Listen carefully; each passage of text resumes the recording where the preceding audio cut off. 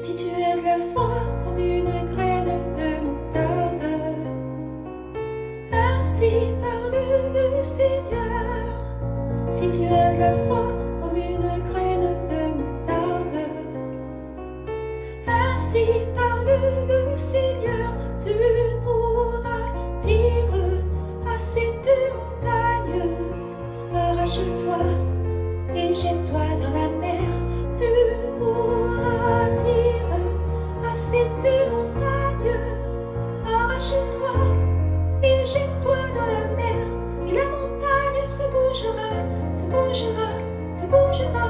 Et la montagne se bougera, se bougera, se bougera.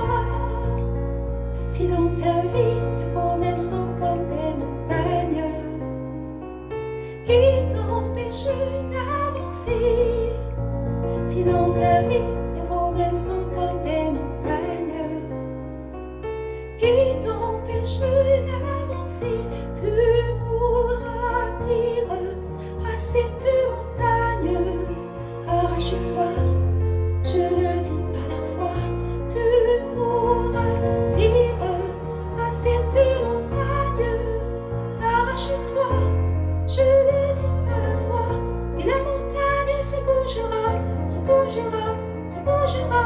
Et la montagne se bougera, se bougera, se bougera.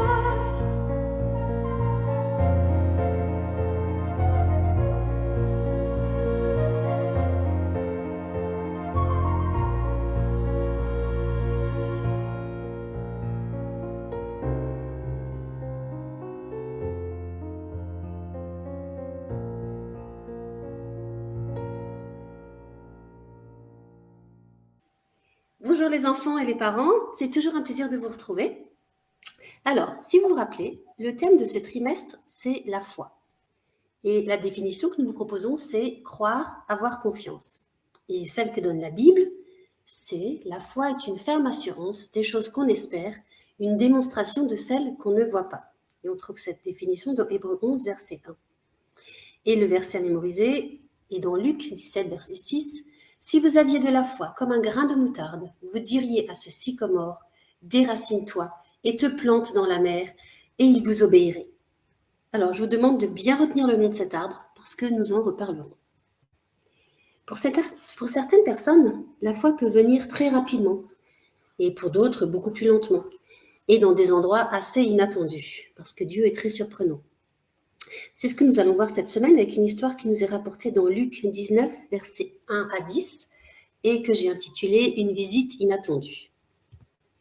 Alors, voilà Jésus qui se trouve dans une ville qui s'appelle Jéricho. Dans cette ville, il y a un homme qui s'appelle Zachée.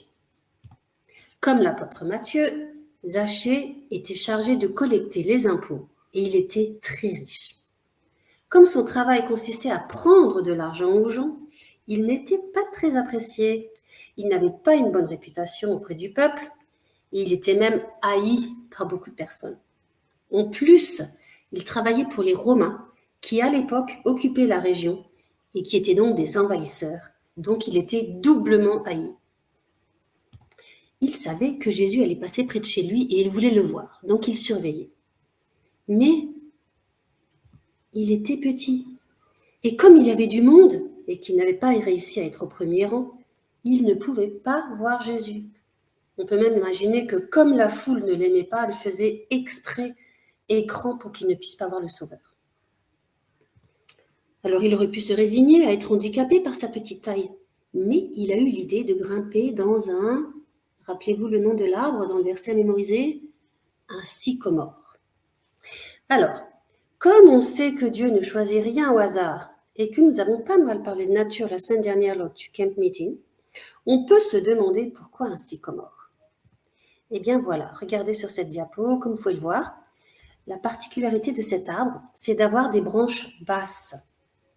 Et donc, ça a permis à Zachée de grimper dans l'arbre, comme il était petit. Il a donc trouvé en cet arbre un refuge et un moyen de voir Jésus. Et là, dans cet arbre, il croise le regard de Jésus qui passe juste en dessous et il est bouleversé. Et Jésus lui donne l'ordre de descendre et de le rejoindre. Alors que Zachée était un homme habitué à dominer la situation et à donner des ordres, il quitte immédiatement son piédestal tant sa conversion est radicale. Il a immédiatement eu foi en Jésus et il lui a obéi. Il a changé son statut élevé dans la société pour celui de coupable qui a besoin d'être pardonné. Le sycomore, qui est l'arbre de ceux d'en bas, a élevé le pécheur pour le présenter à la bienveillance de notre Seigneur. Et ce n'est pas fini. Jésus s'est invité chez Zachée. Et Zachée l'a reçu avec plaisir et honneur. Tous ceux qui avaient assisté à la scène ont commencé à médire en disant que Jésus était allé chez un pécheur, alors que eux aussi l'étaient. Mais Zachée, qui était dans sa maison avec Jésus, lui a dit « Voici, Seigneur, je donne aux pauvres la moitié de mes biens. Et si j'ai fait tort de quelque chose à quelqu'un, je lui rends 4 fois plus. » Et Jésus lui a répondu, dit « Le salut est entré aujourd'hui dans cette maison, parce que celui-ci est aussi un fils d'Abraham, car le Fils de l'homme est venu chercher et sauver ce qui était perdu. » Cette histoire nous montre qu'au contact de Jésus, nous devons être transformés, que les changements doivent se voir. On ne reste pas comme on était avant de le connaître. On fait du bien aux autres et on reflète son caractère. Elle nous apprend aussi qu'on obtient le salut grâce à notre foi et que lorsque nous acceptons Jésus parce que nous croyons en lui, nous sommes sauvés. Nous devenons ses frères et ses sœurs. Pendant son ministère sur la terre, Jésus allait toujours vers ceux qui étaient considérés comme les plus perdus. En voyant Jésus en compagnie d'hommes de mauvaise vie comme Zachée, les pharisiens lui portaient des critiques en disant « Voilà un glouton et un ivrogne, un ami des publicains et des pécheurs. » On trouve ça dans Matthieu 11, verset 19. Et Jésus a répondu à ça en disant « Allez apprendre ce que signifie « Je veux la miséricorde, non le sacrifice ». En effet, je ne suis pas venu appeler des justes, mais des pécheurs. » Dans Matthieu 9, verset 13. Jésus est venu sur terre pour sauver les pécheurs. Donc, comme un médecin cherche à soigner des patients, Jésus cherche des âmes à guérir et à sauver. Il nous montre l'exemple, alors nous aussi approchons-nous de ceux qui ont besoin de croire et donnons gratuitement la connaissance des choses célestes. L'histoire de Zachée nous révèle aussi l'amour de Dieu. En effet, alors que tout le monde voyait Zachée comme un escroc et un homme méchant, Dieu voyait que cet homme avait besoin de rencontrer Jésus et d'être sauvé. En effet, la Bible nous dit « Dieu ne regarde pas comme les hommes. Les hommes regardent l'apparence, mais le Seigneur regarde le cœur. » On trouve ça dans 1 Samuel 16, verset 7. Donc, tout comme Jésus avait vu tous les efforts de Zachée, aujourd'hui encore, il voit les efforts que nous faisons dans notre cœur pour le voir et pour vivre d'après sa parole. Ne nous inquiétons pas lorsque Jésus s'invite dans nos cœurs. Ce n'est pas pour nous faire une leçon de morale, mais c'est pour nous apporter la liberté, la délivrance et la vraie joie. N'écoutons pas les jugements des hommes autour de nous, mais restons concentrés sur ce que Jésus dit de nous. Ce sont les paroles de Jésus qui ont le pouvoir de nous changer. Amen.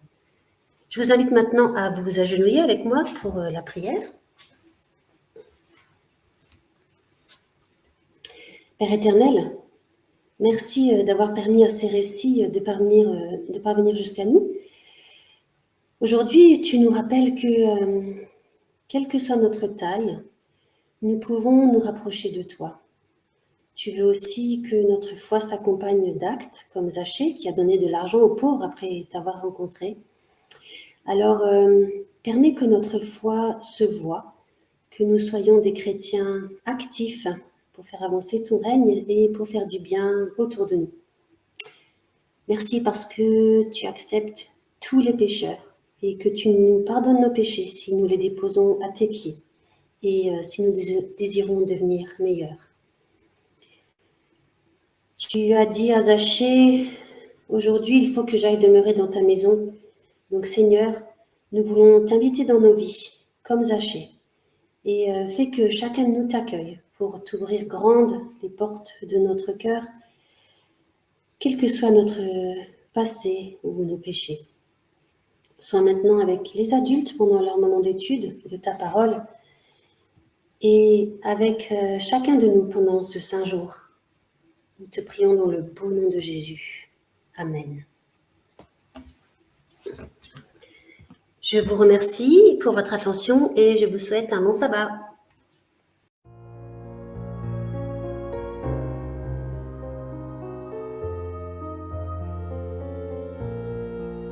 Si tu es de la foi comme une graine de moutarde, ainsi parle le Seigneur. Si tu es de la foi comme une graine de moutarde, ainsi parle le Seigneur. Tu pourras dire à cette montagne, arrache-toi et jette-toi dans la mer. Tu pourras dire à cette montagne, arrache-toi et jette-toi dans la mer. Et la montagne se bougera, se bougera, se bougera. Et la montagne se bougera, se bougera, se bougera. Si dans ta vie tes problèmes sont comme des montagnes qui t'empêchent d'avancer, si dans ta vie tes problèmes sont comme des montagnes qui t'empêchent d'avancer, tu